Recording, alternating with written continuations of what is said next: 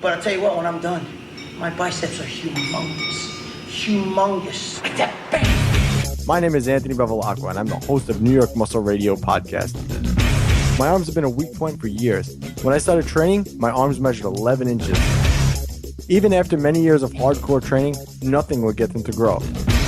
With the help of my co-host, Big Pete, we set out on a mission to gain 1 solid inch to my arms in 12 weeks. In the greatest experiment of all.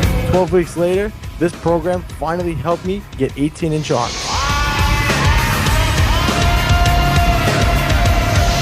The 12-week arm experiment, the ultimate arm growth program, ebook, the audio book, and the workout video. Pick up your copy now on NewYorkMuscleRadio.com.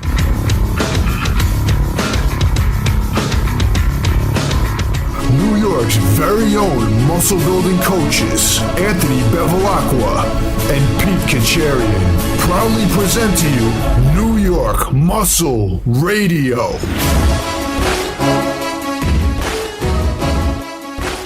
What's up, guys? New York Muscle Radio, episode number 117. It's your host, Anthony Bevilacqua, alongside my co-host, Big Pete Kacharian, and on the New York Muscle Radio podcast today, the secret to huge arms. If you're a new listener, welcome, as you just stumbled upon the best muscle building podcast on iTunes. Big guy, you ready to give away the secret to huge arms, man? I was just about to say that, man. It's going to be no longer a secret because we're about to drop some knowledge on arm training on this episode, because this one is going to be a lot different than some of the other episodes we do, because we're giving away a lot of insider info. This is stuff that only me and you talk about. You know, a lot of stuff that we do talk about on the podcast, other people might have similar opinions on, and I really think that we're very unique in the arm training department. So you're not really going to have too much overlap between this episode and a lot of other stuff out there, at least for arm training. Yeah, guys, this podcast, fucked up, man, it's late. This podcast comes on the eve of the drop of the arm program. The 12-week arm experiment is finally dropped. Boom, it's here. It was definitely a long time coming, because when did we start when did this idea come about? It was I don't even know, man. Months ago now. It's been a while. It was something that we did put into action right away, but it was a while back. Obviously, we had to put it through a 12-week incubation and trial period to make sure that the results would actually come, and they were definitely successful, adding 1 full inch to your arms in 12 weeks, which was the exact goal that we had set. It's actually funny because you posted up a video on your Instagram of you doing tricep extensions at my house in my my training studio.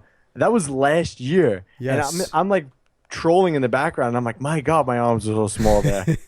Well, 2 things were going on in that video. One, I had a big pump going on, so obviously my arms look a little bit bigger than they do normally. But also at that time, you were dieting down for your powerlifting meet, so I think you were probably a good 20 or 25 pounds lighter than you are right now. So you're going to look a little flat and a little bit smaller too. Yeah. It definitely wasn't. My muscles weren't full of glycogen. They were definitely depleted. Actually, no, I wouldn't say 25 pounds less. Damn, you call me a fat fuck? What are you sitting at right now? About 205?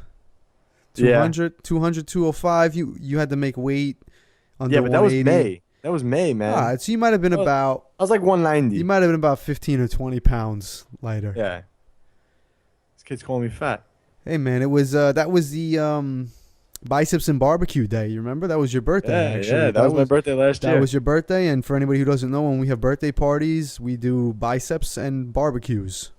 Yeah, exactly. It just seems to be the thing. But this year, on my birthday people were commenting on how my arms look jacked. So there you go. One year, a lot of progress was made in that department. That's what happens when you focus on achieving one thing at a time, like I always say. And you know, for the 12 weeks, it was arm growth. And nah, but that's bullshit, man. It wasn't that. I also competed in powerlifting meets during that time. I know. Honestly, we did well. So anything I want to do, I accomplish.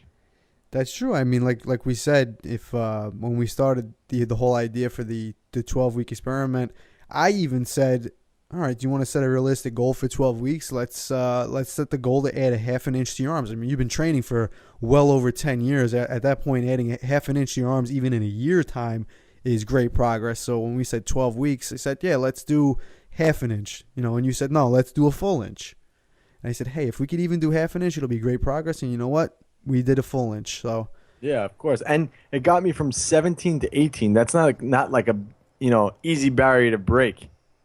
no, 18 plus at the end. not at all. Yeah, I remember when I got my arms up. Believe it or not, my arms when I graduated high school were 16 inches so I was 17 years old, and my arms were 16 inches at the time.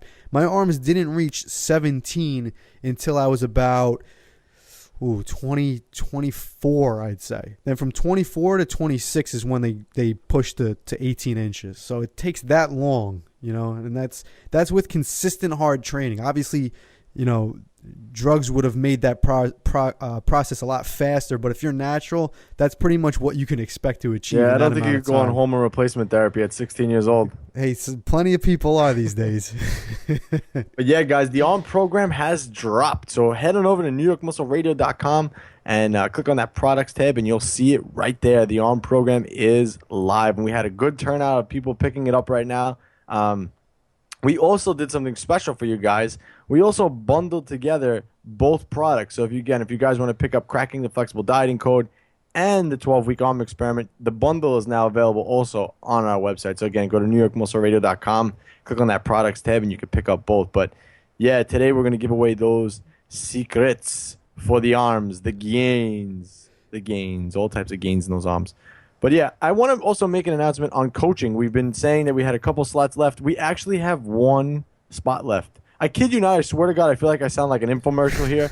But we literally have one more slot. We said we're going to take on X amount of people, and we have one spot left. So again, guys, if you're thinking about coaching, now's the time. Jump on it and go for it.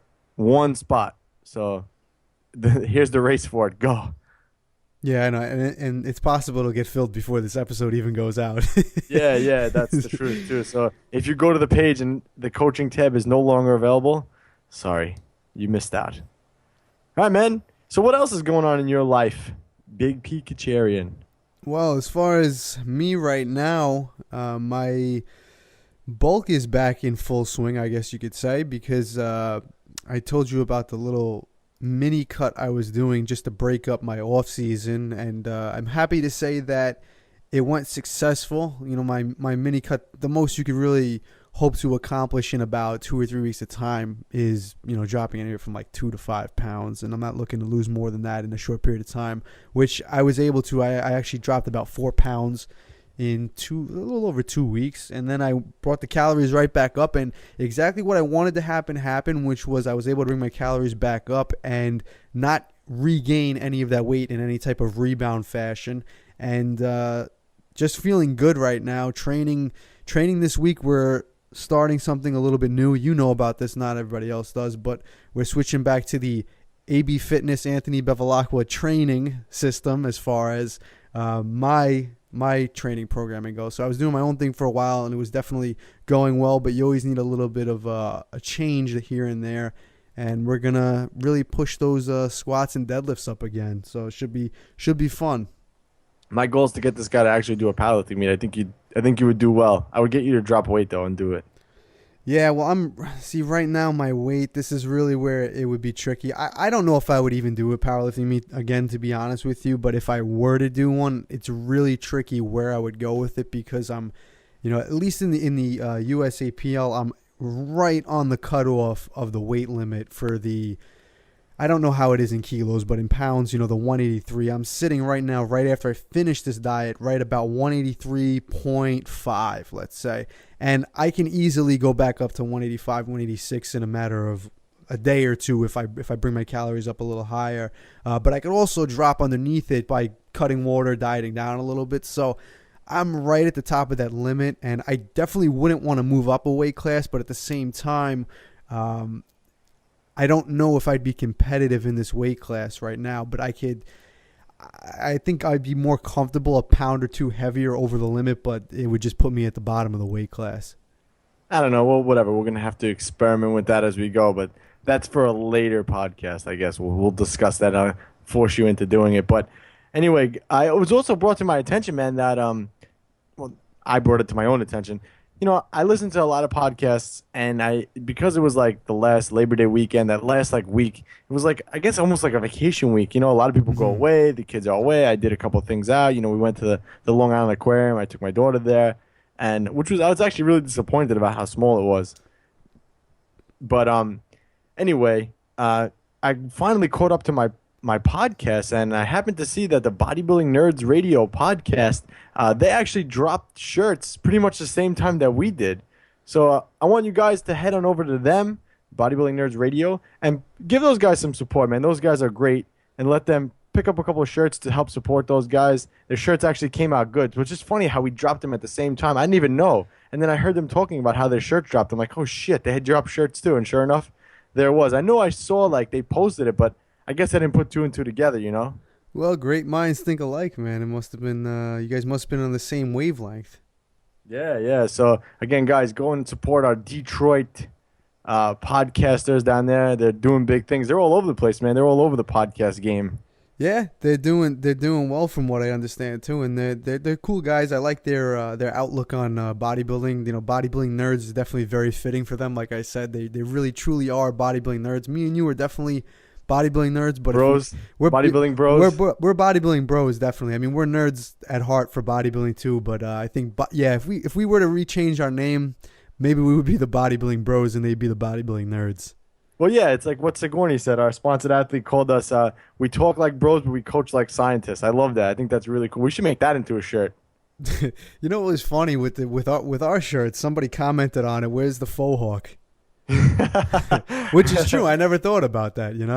Yeah, you gotta that's all up into the person to figure out who's who. Right. I think you could tell who's who though in the picture based on the actions of each of the icons. Yeah, definitely. I think so. But it was kind of funny. I think maybe I should change my haircut to match the shirt now. So again, guys, head on over to those guys over there and help support them because they're great dudes. And I think they actually shouted us out on their podcast. Also, they pulled the clip of Lane Norton, and I'm glad they actually pulled that part of it up. They pulled up the whole thing with the essential amino acids versus the branched chain amino acids too. And I think they disagreed with Lane there, so it was pretty cool to hear them rebuttal him, Yeah, I listened to it because you pointed it out to me, and they definitely disagreed on what Lane was saying, but I've heard that debate so many times where honestly I pretty much stick to my own views on that, and the fact is that BCAAs they never really seem to affect me one way or the other. I do use them when I diet. It just seems to help me. At least I really have no comparison to not using them, but they seem to help me when I'm in a deficit just to train a little bit harder. And I never really experienced muscle loss, so I can't compare it to not using them. But I've never had any adverse effects to taking them. I've definitely heard some people saying that and saying they have trouble losing weight while taking them. I can't report that, so that's my opinion on that. I know they feel differently than Lane does. Yeah. All right, let's move on to the shout-outs portion. So New York Muscle Radio shout-outs. Again, if you guys are interested in – you want to say something, go ahead. Yeah, I was going to say, can I cut you off for a minute? Because I meant to tell you something. I was just checking the iTunes rankings for New York Muscle Radio, and I always check the top podcasts in the fitness and nutrition section on iTunes because, like everybody knows, me and Anthony, we're very competitive people, and everything we try and do, we try and get the most out of it.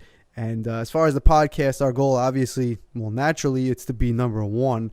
We are sitting at 67 out of the top fitness and nutrition podcasts on iTunes, which is pretty good because it's very hard even to crack the top. They only show you the top 200. There's thousands of podcasts on here, and we steadily move around somewhere between 50 and 80 on a regular basis. We're sitting right at 67 right now, which is looking good because number 55 is that Fat Burning Man podcast, which was sitting at number 1 for a while. So we're not that far off from a podcast that was sitting at number 1. Wait, what is it called? The fat burning pod? Oh, fat burning. I just said fat. For some reason, I thought I heard fat man. Yeah, the Fat Man podcast. I could have sworn The Fat Man podcast is doing a little bit better than us. But yeah, to be honest, I told you this on another podcast. I don't listen to other podcasts. You know, I know most people would think that since this is what we do, I would be well versed in everybody else's. But I like to do my own thing, and I like to just go about how I would do my podcast and try not to really, take away from what other people are doing. So. Yeah, I try not to listen to any other fitness podcast. You know, I really don't care what they have to say because, and to be honest, a lot of these guys, man, they just put out shit fucking products, and I'm just tired of hearing it. And because I was there, man, I was, in this. Maybe a listener's listening to this right now. I was in your shoes before. I'd listened to fucking people talk before, and you're just like, oh, this guy said this thing, this guy said another. It's like, fuck this, man. Right. And everybody's full of shit. And then you actually look at the guy, and he doesn't even look like he lifts. That's the worst. That's the worst. I mean, I've said this before too. I started making the best progress I've ever made in bodybuilding and fitness when I just said, stop listening. I'm not listening to anything anybody else is saying. I'm going to go to the gym. I'm going to find out what works. I'm going to go in the kitchen, find out what I need to eat to get in shape. And you know what? I did it all. Obviously I have some background on reading and getting information from other people, but ultimately it came full circle when I just said, all right, I'm going to figure out what actually works on my own.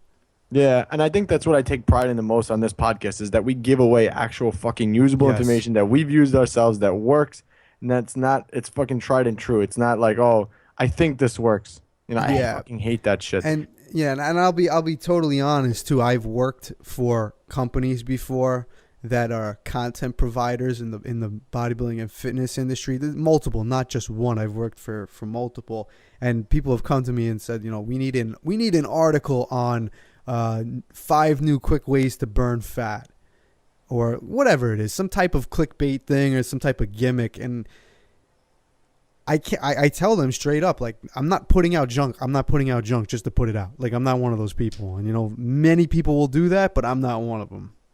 Yeah. So we're ranked 67 on iTunes. That's pretty good, man. I'm happy about that. I think we can get that number up more if more people subscribe. When they hit that subscribe button, I think that helps the ranking also. So if you haven't subscribed to the podcast, do it now. And also if you share it and get your friends to listen to and have them subscribe too, that also helps us. So make sure you tell everybody about New York Muscle Radio because we're the only podcast that gives away good, solid information. And if you picked up one of our programs, you know exactly what we're talking about. Yep, and the more you guys help share this, the more we'll rank up. And as we rank up more, we'll be able to put out more information for you guys and more free stuff because we're always giving away stuff. But I shouldn't say it yet, but we're in the works of giving away free products too as well. But that's as much as I'm going to say for now. But yeah. So wait, let's get on to the shout outs portion and I'm actually going to fast forward this a little bit to the shout out that I want to. Not that I want to get to. Everyone's shout out is very important. But again, if you guys want to shout out, head on over to NewYorkMuscleRadio.com, Facebook.com/New York Muscle Radio. Click that like button, and we'll shout you out on the podcast, or send us a message and whatnot, and we'll definitely shout you out in some sense. But just going back to what we're talking about, how our shit really works. I'm shouting out Mitchell Jacobson. He actually picked up our own program, and he wrote us a nice little comment. And he actually He's taking over the podcast today because he asked a listener question of the day, so I'll get to that in a minute. But he also wrote, I took your advice since I started listening to your podcast and have made concentration curls the primary mover for my biceps. I gained over half an inch in about 14 weeks since doing so. Can't wait to give this program a try. And then he also wrote, congrats on the 18-inch arms. You are now synthol status like Big P. Keep spraying and praying. But bringing my point is, I've talked about concentration curls on this podcast since day one. I think I did a podcast. I think it was episode number 5 or 6. I don't remember exactly which one it was. When we talked about like the best muscle building workouts or exercises, and when biceps came up, it was concentration curls for me. So Mitchell listened to that, took action. He listened to what we said, took action on it, and he gained half an inch in his arms in 14 weeks, just switching one movement. So again, if you apply all the shit that we talk about, I know we fuck around on this podcast and we make jokes at each other, spraying and praying. But, if you fucking listen to the shit that we say, this works. How many other people can listen to another podcast and say, oh yeah, I did this and this worked? I listen to other podcasts other than fitness stuff, and I've tried to apply other shit and it doesn't work. So, well, yeah. I mean, trust me, I know all about that, man. But that's the biggest thing, and we mention it a lot. And you pretty much hit the nail on the head. Even if we don't stress it too much, if we tell you that something's gonna work and you actually apply it, it will. That's maybe why we're relaxed about it sometimes, because we know the information that we're giving out there is actually gonna work. It's up to you to apply it. Yep. All right, so let's continue with the shout outs. So we've got our shout out Anthony May, Luke Briggs, Mark Mellon, Luke Pornell, Ginny Lynn Schmidt, and we're going to shout out again Mel Ferrito. He also did all the amazing artwork that you see on New York Muscle Radio. He also did the whole cover for the ARM program and whatnot. So shout out to him. You can contact Mel on his website, melferrito.com. And we got another special shout out. She actually tagged us on Instagram, and it's Busy Body Mama. And I attached a picture here. So if you guys heading over to the episode notes of the show, newyorkmuscleradio.com/episode, and you'll be able to see her picture under this episode. She writes, shout out to New York Muscle Radio for all your help. Even if you don't know you were helping. Damn it, the picture got cut off. Do you have the comment in front of you? Yeah, let me pull it up. But I read that comment and I thought it was awesome. I got it. Hold on. Shut up.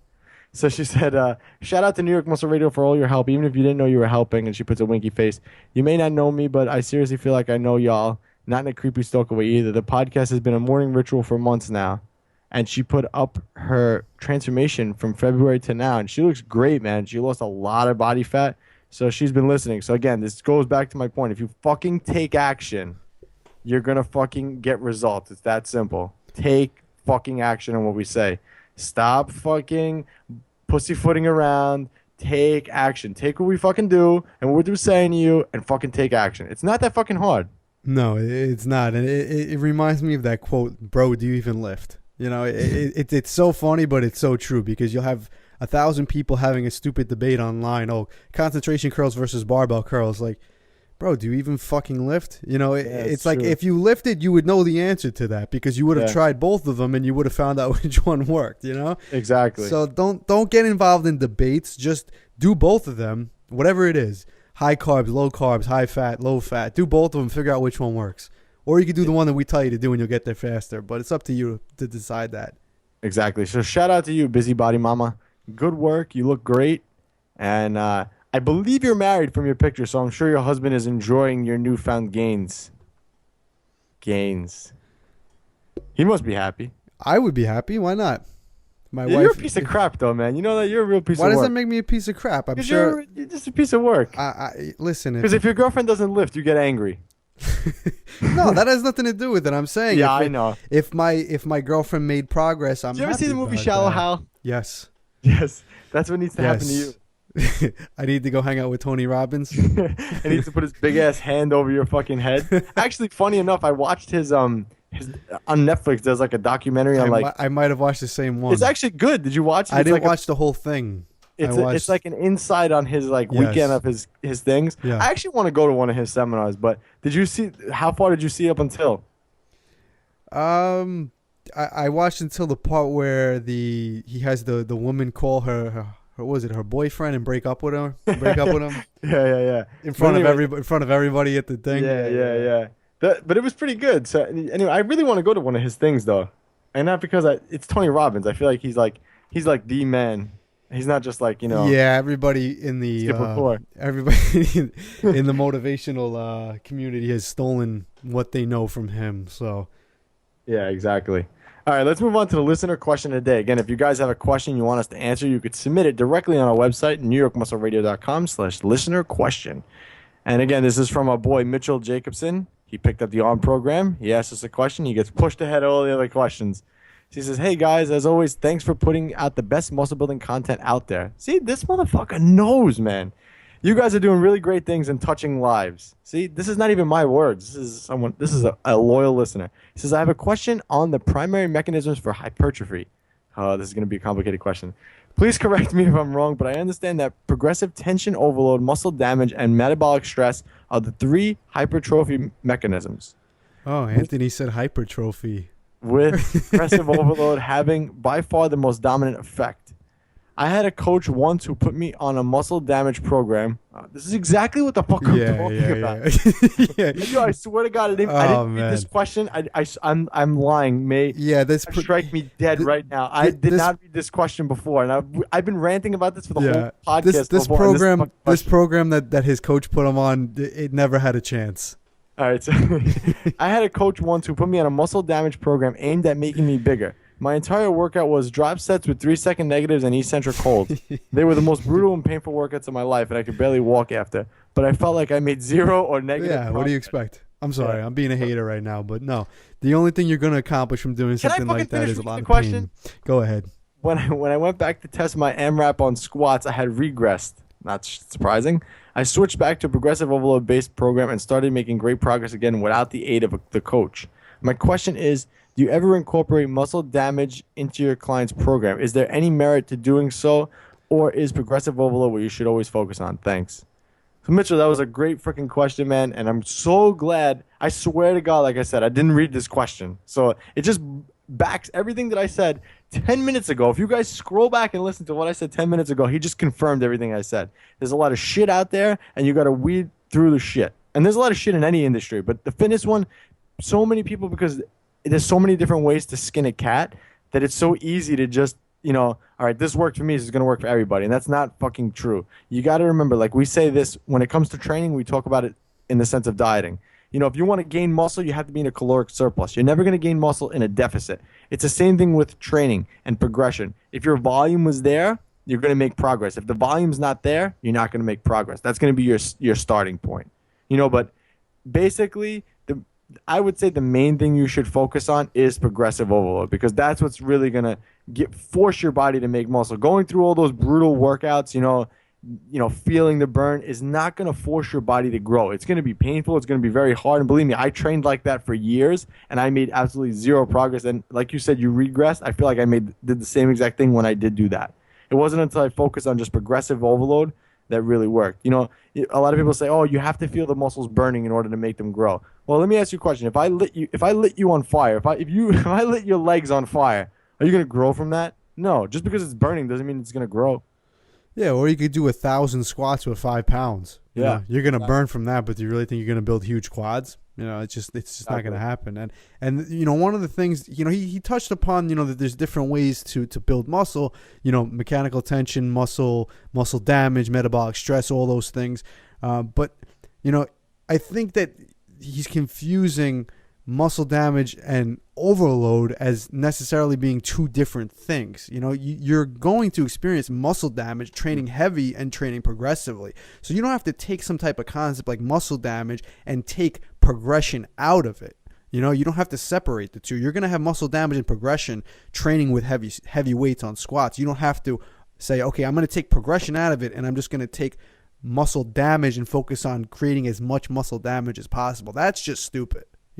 If you're going to do progressive overload, there's still going to be some muscular damage in there. There's no way about it, Yeah, I don't know, man. I got really fired up before.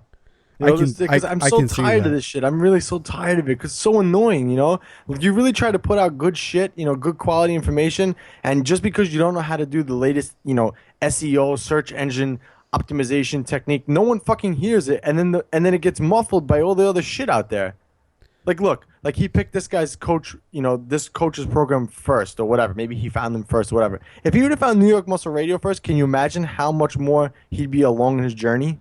It's so annoying. It's so annoying. That's always why it's good to get the right information from the beginning, because it's a matter of when people come to us, one of the biggest things that we have to do is weed out all that bad information in their brain and just try and eliminate that, because we have so many people that come to us and we might give them a plan, or they might tell us what they're currently doing. We say, listen, we got to change that completely.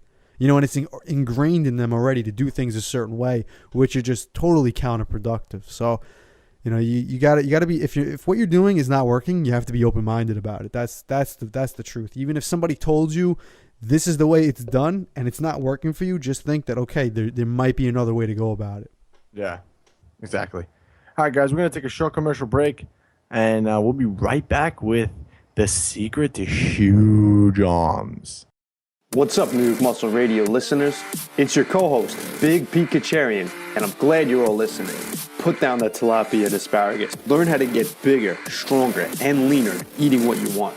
Pick up a copy of Cracking the Flexible Dieting Code exclusively at NewYorkMuscleRadio.com. But for now, let's get to the show.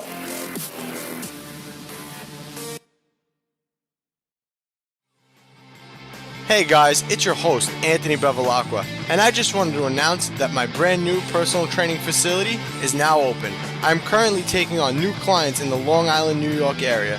If you're interested in working with the best personal trainer in the business, head on over to abfitnesstrainer.com and sign up for your free consultation. Then you can understand why bodybuilding.com has named me Personal Trainer of the Month. All right, guys, we're back. New York Muscle Radio, episode number 117, The Secret to Huge Arms. And I got my sleepy co-host over here. Big guy, you all right? Yeah, I think I'm going to go for some 10:30 p.m. coffee. I don't know if it's going to be a good idea or what, but I need something to get me up right now. I know, man. I'm just destroying the energy levels on this podcast. Everybody's listening to this right now. They're amped up right now because they hear my voice. But I can't help it, man. I feel, and now here comes the Skip LaCour line. I'm just jacked up on life, man. Is that what he says? No, but I'm pretty sure that if you go on his Facebook somewhere, he says. Yeah. Well, you're jacked up on life. Yeah, we beg on Skip LaCour, man. I like Skip LaCour.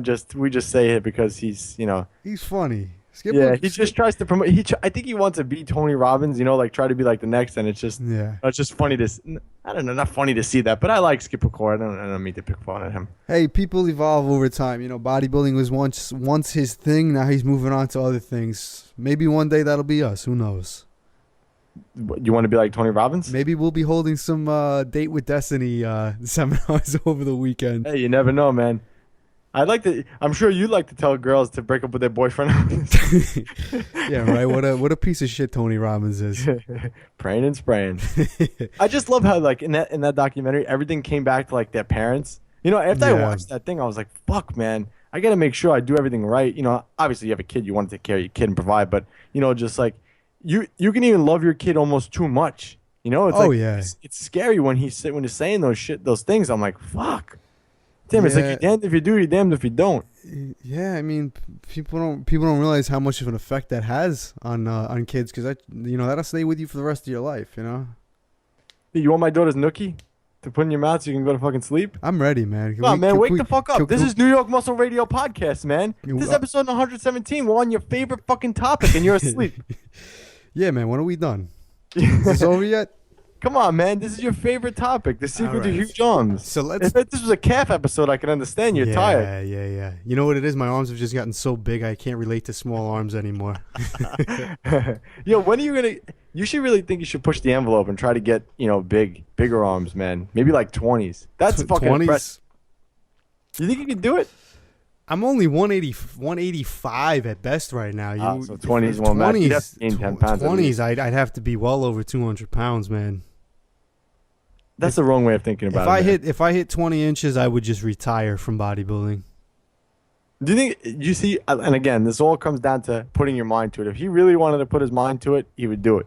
But the simple fact is, you see his answer, he was like, he stood up a little bit in his chair. He's getting a little defensive. He got up, I did sit up in my chair. Yes, I did.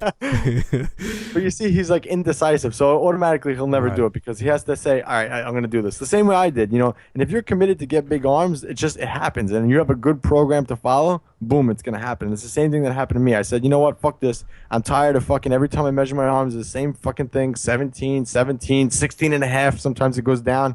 You're like, fuck this, man. I'm finally going to do it 18, and sure enough, over 18. And that's I think we should put that in the show notes too. You have to talk about mindset, because I think there's a saying that says if you can, you will. I think that's a saying. If you can, you will. I don't know. I never heard that one. But or if you will, you can. I think it's that one. I think it's that way. If you will, you can. Well, yeah, you have to make a decision that you're going to do it. Like you said, if I'm like, I could probably do it, maybe I will, then no, I'm not going to do it. But the fact is, if I decide that I'm going to do it, that's the only way that I'm actually going to. You're not going to get there just by accident with anything. There's very few things in this life you get by accident. All right, man, I'll let you take the reins over here, sleepyhead. So where do we start? How do we get huge arms, man? Huge arms, the first thing you have to do is go in the gym and you have to start doing concentration curls. Hey, fuck off, man. That shit works. It does.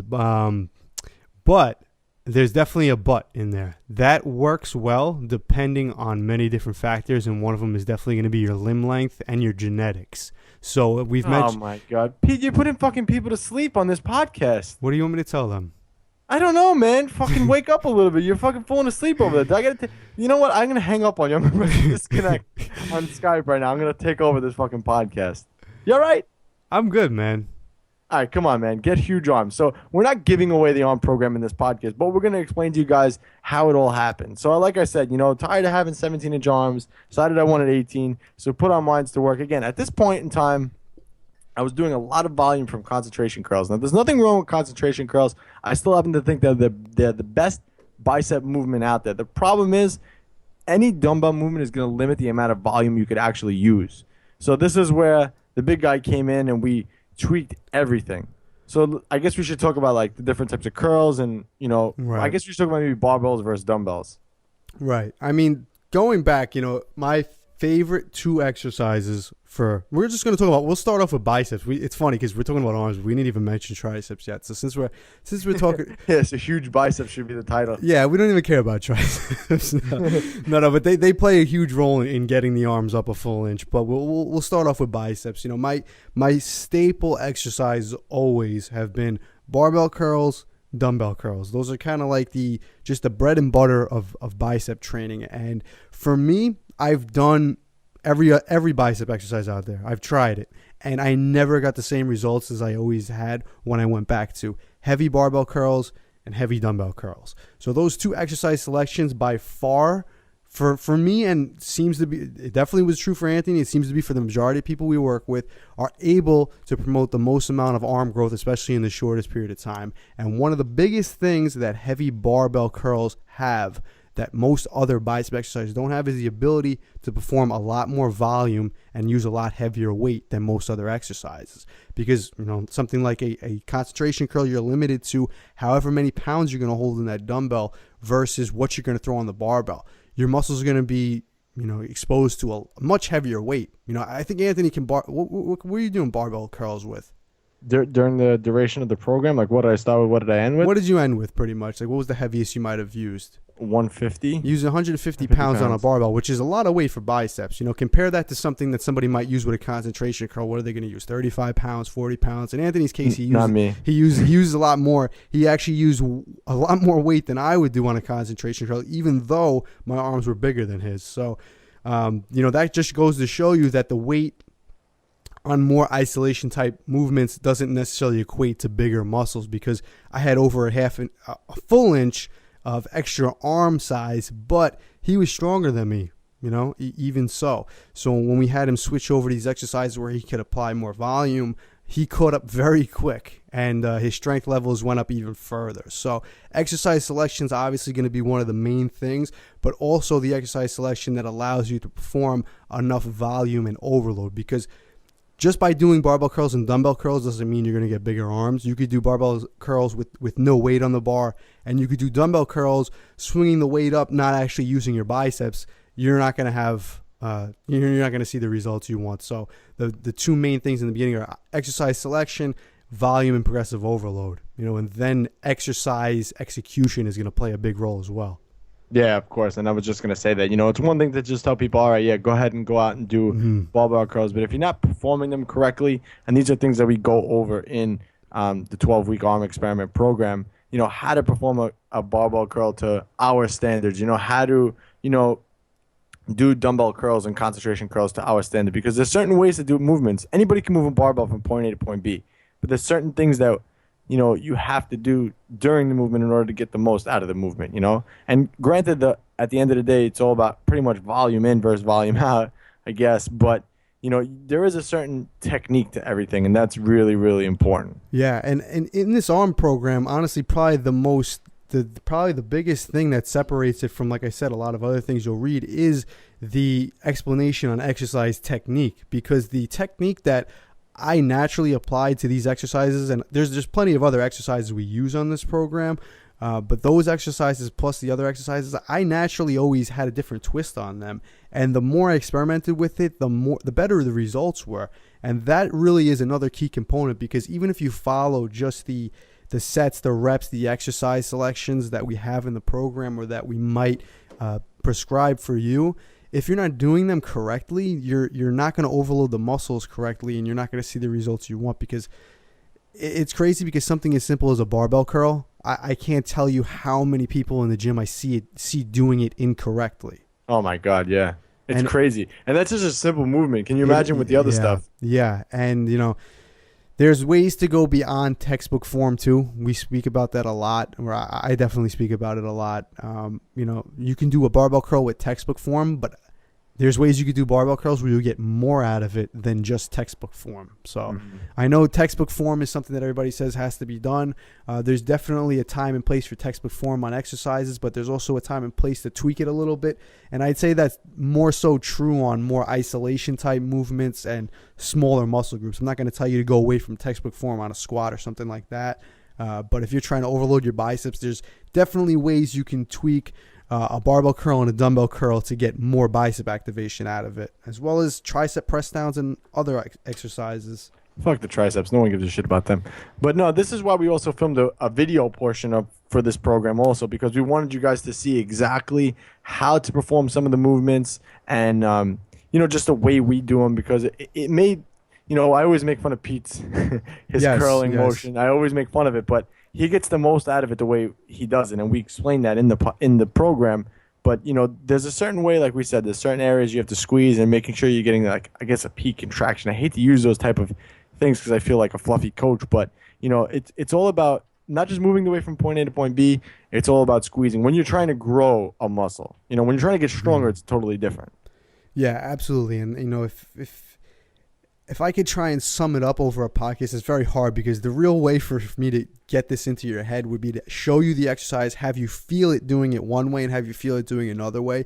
But if you know the feeling of doing any exercise with a sub-max weight with perfect form, then putting a maximal weight with perfect form, the difference in the feeling, the pump you get, the burning you get, you'll know right away that with the heavier weight, you're getting more done. Now, if I were to tell you that I had a way to take that heavy weight and duplicate that feeling beyond the heavy weight, that would be the equivalent of doing the exercises with the correct form that's beyond textbook form. If that makes any sense, it's very hard for me to explain it, but that would be the best way I could explain it to you.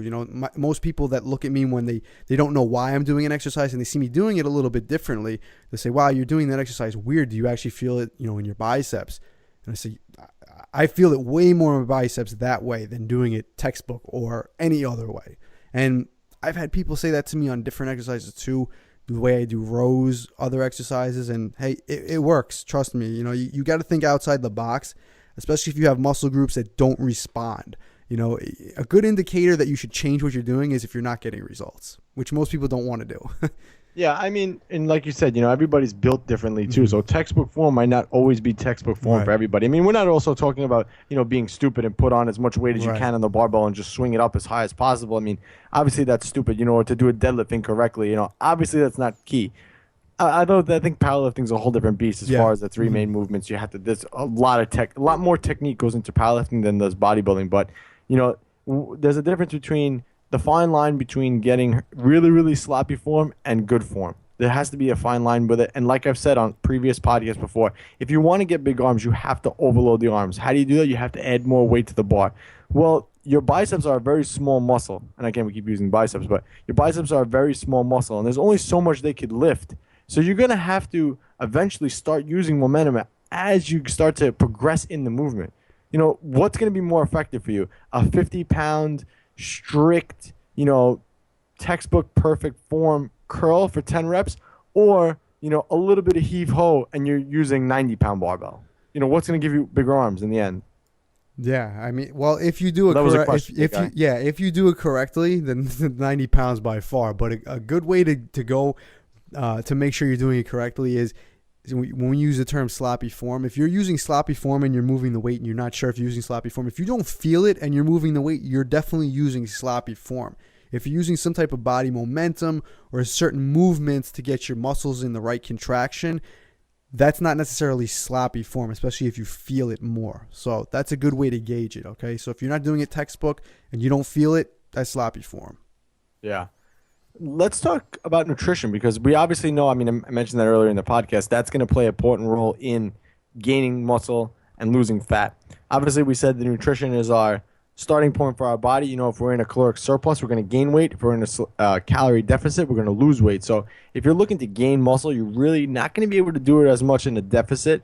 You want to be in a surplus. Now, here's where this can get a little tricky. You know, you don't want to be getting fat because then you're not actually adding quality muscle. Then you're just going to be adding pounds to the scale, and that's body fat. And this is one of the things that we pointed out in this program is I was able to gain a full inch on my arms without really adding body weight. I think I stayed maybe I added 2 pounds the whole time, maybe. You know, so that's like the most important thing. It's not like an inch from fat. I didn't gain 20 pounds and grow my arms an inch. Yeah. You know, if you look at my before and after pictures, you could tell that I'm pretty much the same. Yeah, if you guys want that, we could write, you know, the arm experiment 2.0, and we could tell you how to gain an inch to your arms in 12 weeks without touching a weight. You know, we could give you just a nutrition protocol to gain an inch to your arms in 12 weeks. It can be done without touching a weight. Yeah, the plus lasagna diet. Yeah, exactly. But yeah, so there's definitely a fine line when it comes to nutrition too. You know, you want to make sure that you're in a caloric surplus, but not to that point where you're gaining so much fat, you know, because that would be counterproductive to what we want to do. So I would say anywhere between a 200 to 300 calorie surplus based on your maintenance. So if your maintenance is 3,000 calories, you want to be around 32 to 3,300. Again, if you do decide to do this program in a caloric deficit, so you're getting ready for a show or just dieting down to look better for whatever, you know, you could still do the program and you will retain more mass in your arms doing this program than if you didn't. And you might actually be able to gain, you know, and a lot of people say, you know, when they diet down, they lose strength or whatever. For me, that was never an issue. I don't know if you felt the same way or whatever. This fucking guy's yawning. I am fucking yawning, man. But no, to tell you the truth. You're killing my fucking flow, man. You can't keep up today. It's one of those days, man. We all have them. I think I'm like the animals. You know, when it gets rainy out and they go to sleep and stuff like that. Today, for anybody who's not in New York, it's been a shitty day out today. So I'm like the dogs. You're like a bear. The storm's coming, so I'm getting ready to hibernate. Oh man, you know, actually, off topic. My father-in-law just called me and he told me my father-in-law is big into like guns, bow and arrow. You know, all this. He's a crazy woodsman. He actually bought me a crossbow, man. I'm super hyped. Oh, nice, I'm man. so hyped. He called me. He's like, I got you a gift. And I'm like, what'd you get me? And he goes, I got you a crossbow. So I'm so excited to go hunting. I never went hunting before, so I told him we have to go this year. So I'm super excited to use my crossbow. I'm going to be like Daryl from the fucking Walking Dead and just start shooting everything. Are you going to shoot some squirrels in your backyard and then cook them? Oh, God. You know, my grandfather used to throw rocks at the birds because they'd eat his figs. He used to kill them, too. You know how fucking hard that is? You know, it's funny. Everyone laughs when I tell him that, but you know how fucking hard that is to do? Oh, my God, yeah. Like, they would fly into the tree and, like, whatever. He would just take a rock and fucking sit there for 10 minutes and then just peg it and kill it instantly. I'm like, what the fuck? I never heard of that, how hard that is to do? You guys got some crazy gene pool in your in your family, crazy man. Italian gene pool. Yeah. But yeah, man, I'm super excited to go hunting this year, but that's way off topic. For those animal lovers out there and those vegans, sorry, man. Don't worry, he's just going to... I don't kill plants. Yeah, I was just about to say. He's going to go kill some plants. He was lying. Yeah, nah, I don't fucking kill plants, man. But anyway, yeah, so nutrition is going to be the main driver there. Do you want to touch on like protein, carbs, and fat there, or you just want to... Well, yeah, I mean... We talk about it in the program, though. Yeah, a little bit of nutrition because, like I said, you know, I'm cutting you off again, big guy. I got the energy, so I'm doing it. You know, a key with a lot of programs is nutrition. A lot of these people who put out programs just put out the fucking workout, and that's it. But that's not the whole thing of it. You need to have some nutrition in there. And in the 12-week arm experiment, we give you guys a guide, a basic guide to nutrition for you guys to start and see progress with right away. You know, you have to apply the nutrition part of it. So don't skip that portion of it because your nutrition is going to be key. Yeah, bottom line, you're going to have to eat enough food that you're going to put muscle on. So if that's not in place, then unfortunately everything else you're going to be doing is pretty much going to be going to waste because you have to supply your body with what it needs to actually build muscle. Because if you want to add an inch to your arms, you're going to have to add a significant amount of muscle to your frame. And we all know that that's not easy. That takes a lot of energy. That takes a lot of nutrients. So lay the foundation first with the nutrition and then get your training. So if you're, for some reason, not able to get the nutrition down before you start a program like this, make sure you set aside time where you know your nutrition is going to be on point. Yeah. Yeah, I mean, I think it's pretty simple, but it plays a huge role in it. Yep. So do you want to talk about training technique for arm growth right now? I mean, I think we touched upon that a little bit. Yeah, I mean, with anything else, like we've talked about how to specialize with any body part. So we're applying this to arms, but we've talked about it for anything. If it's your legs, if it's your back, obviously those things are going to have to be a priority in your training routine. So you're going to have to do those first. And when I mean do those first, I mean if you're setting up a weekly training routine, you want to set up the days that you're going to do these arm workouts first in your training routine, meaning that you know, okay, these days I can commit to doing this. Now everything else I want to do, you're either going to put it on maintenance or it's going to be a secondary goal. Those have to fit around the main goal, which obviously in this case is the arms. So let's say you're training arms twice a week, 3 times a week, whatever it is. If it's 3 times a week, it's Monday, Wednesday, Friday. Then you know, okay, those 3 days are committed to arm training. Everything else has to be put around that. So you don't want to neglect anything else, but you want to make sure that it doesn't take away from your primary goal. So you don't want to do, let's say, you don't want to do back and then do arms the same day. So you want to put arms first, then you have to put your secondary muscle groups or your secondary goals around that. So get your goals straight first. See, I agree with you 100%. The problem is when I did this program, I didn't listen to that because I was training for a powerlifting contest and I did what I had to do. And the arm program had to be second to that. Mm-hmm. And I actually advised against that too. But yeah, he did. He did. You know what? I probably would have gained more if I would have listened to you. But, priorities, man, hashtag. So, my goal at the time, obviously powerlifting and grow my arms. And I managed to do that. But I think the key is that I did keep arms pretty much by themselves. I didn't do squats and deadlifts first and then do arms because that would be dumb. I kept them on like a bench day, and I did arms after I did that.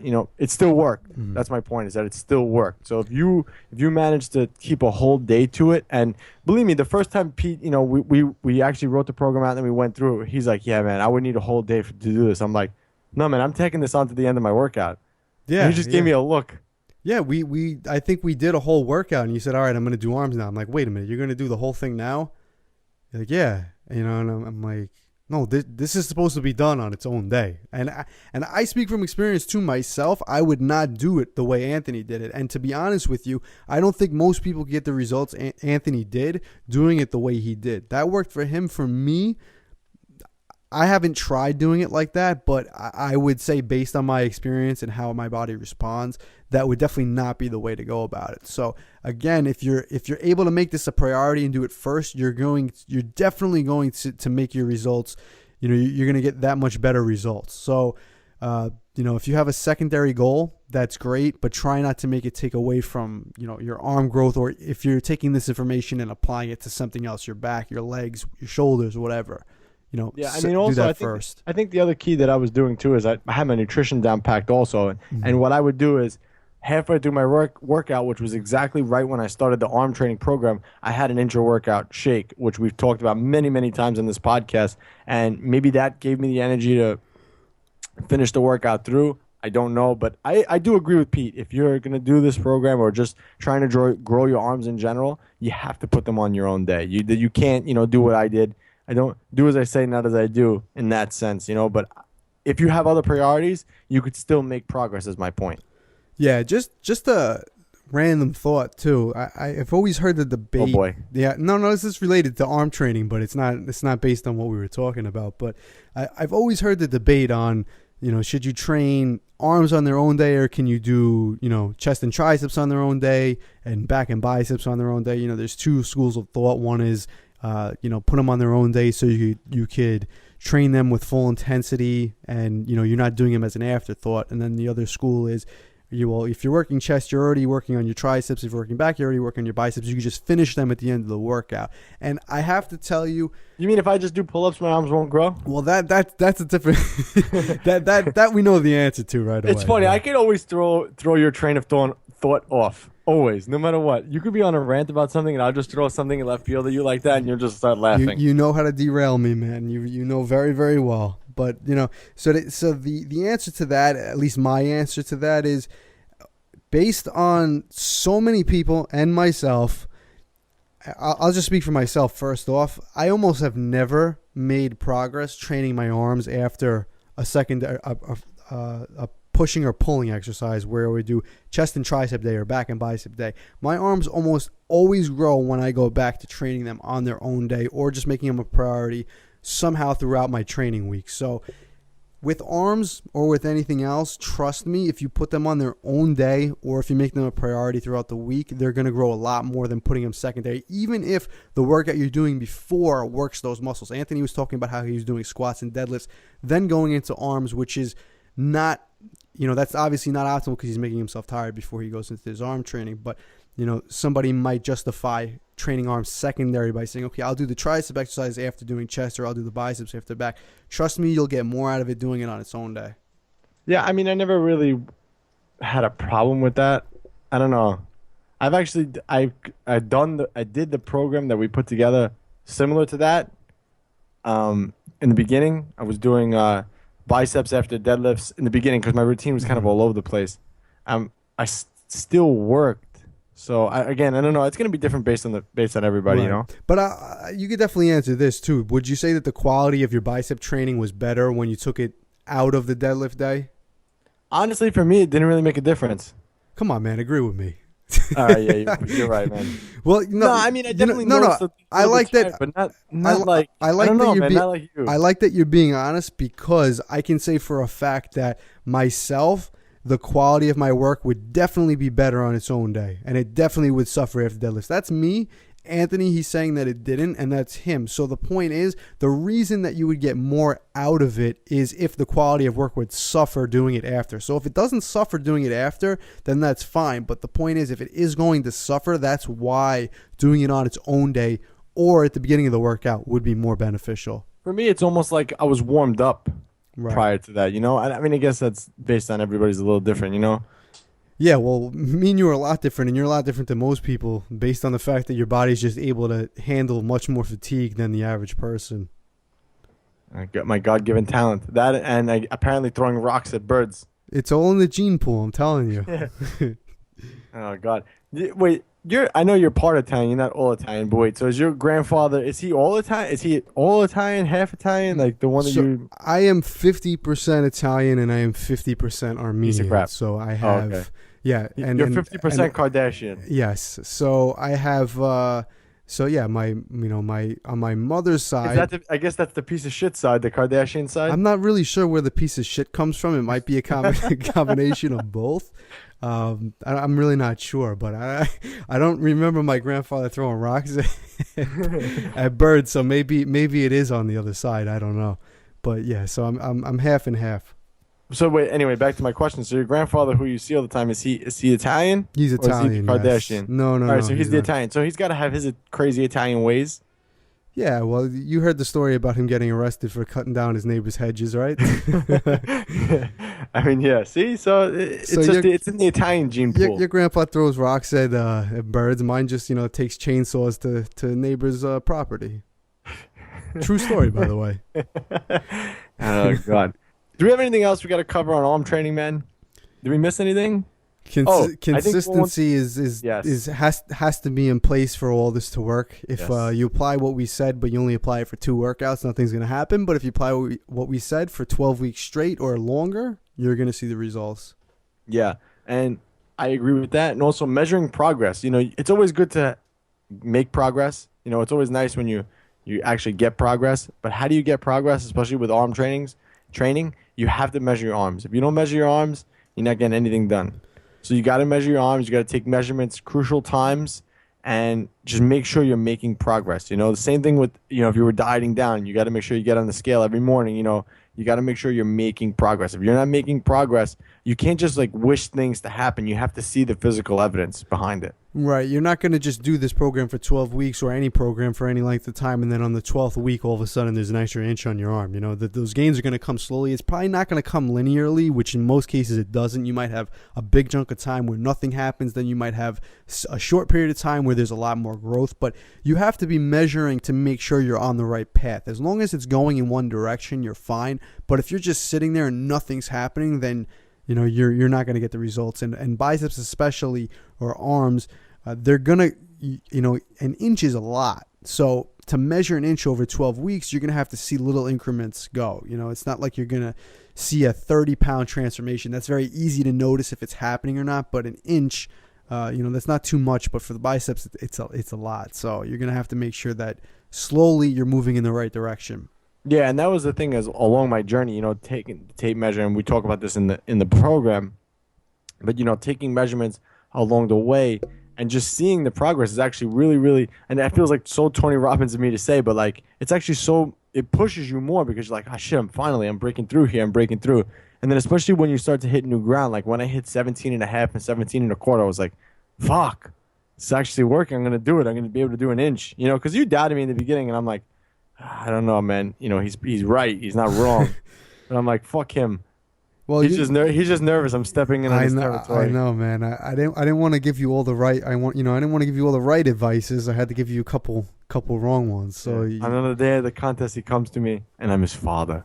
He comes to me for advices. So it's not that hard for me to give him the wrong advices. Now I think we're exactly the same measurement as far as arm size. Yeah, I mean, I haven't measured. I've been really focusing on my powerlifting. As most of you guys know, I got hurt, and I've been rebuilding with that. So I honestly haven't measured, and I steered away from the program for a couple weeks after that. I guess I kind of deloaded, and because like I said, I was putting more emphasis into rehab and whatever.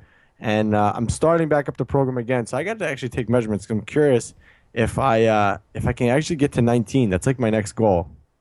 But it's not an immediate goal. So I don't want to put that out there and people ask me, you hit 19 yet? Because it's not the goal right now. I still have another powerlifting meet to do. That's main priority. So this is always like an afterthought because that's number one for me. Yeah, and it's good that you did that because, like anything else, when you have a goal or a specialization program that you're trying to put forth, and your goal was 12 weeks, 1 inch, you're not going to want to keep running that indefinitely because you're always going to have to make adjustments to it, and it's good to go back to it because when you focus on hammering away at one thing, after you've accomplished it, to keep pushing it, it's not always a good thing. Sometimes it's good to go and switch to something else, then come back and then set a new goal and start from there. Yeah, you're 100% right on that. All right, big guy. So I'll let you kind of finish this off. So if you could summarize getting huge arms, this is a test question, by the way. The secret to huge arms, if you could summarize it, what would it be? Proper training. Wrong answer. Wrong answer already. You got to go to NewYorkMuscleRadio.com, click on the products tab, and pick up the 12-week experiment. 12-week arm experiment, the ultimate arm growth program. That's the right answer. No. Go ahead. Listen, we're not internet marketers here. We're not just trying to sell our ebook. So go ahead. If you could summarize the secret to huge arms, what would it be? Well, first you need to listen to your coaches at New York Muscle Radio. Yep, exactly. But you have to make sure you're using the correct exercises with the correct exercise technique, plus the right amount of volume and overload and consistency. And if you want to take it to the next level, yes, you need to pick up a copy of the book. All right, man. It's your turn again. All right, guys. Pete and Anthony, New York Muscle Radio, and we're out. Pick up the arm program, bitches.